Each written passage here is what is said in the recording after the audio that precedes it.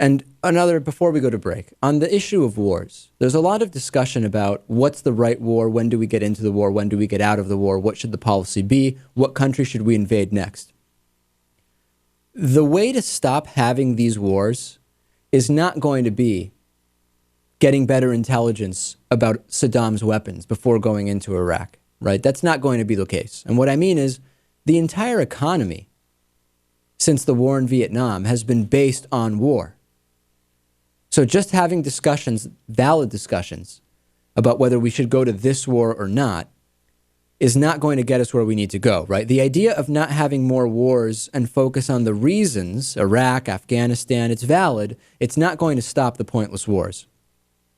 The idea of not having wars is going to change if we fundamentally change the war economy, right? I mean, we haven't, for a long time now, Lewis, in the U.S., there has been no addition of infrastructure. We've talked about trains. Why do trains go 80 miles an hour or 60 miles an hour in the U.S.? Well, in part, it's because of legislation and because of the car lobby and the airline lobby. But there has been no significant infrastructure development in the U.S. because we've been so busy producing things for wars, things which don't last, things which are consumed in one war and then need to be built again for more wars. So, Lewis, is it possible to get out of pointless wars really without changing the war economy? I think it's impossible. I mean, most wars are pointless. Can we agree on that?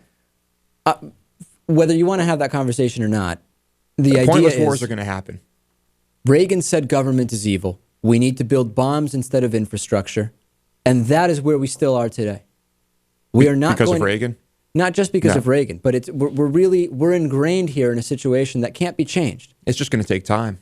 But there's no movement in that direction. And even right now, as we see, well, what a second. At least there's talk. At least we're talking about a national railway system. Let's invest $500 billion in a high-speed rail. Well, the congressmen from the Midwest say, well, there's no population density here. None of my people will use that. What about if we build some more bombs? It'll happen when it's necessary. Eventually, it'll have to happen. What will depending on our dependence on fuel. People now say it's necessary, but what will ultimately make it necessary? I mean, literally, what will make it where there's just no choice? We have to start now investing in infrastructure instead of bombs. When we're out of oil. That's what you think it'll take? I think that's one thing, one necessary thing.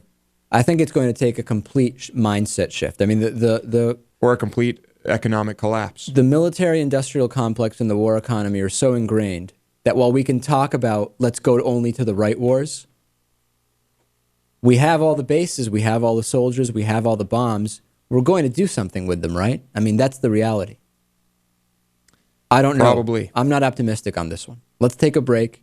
We'll come back. We'll say hello to some new members. We'll talk about a few other things. Of course, your emails and your voicemails and all of that stuff. Stay tuned.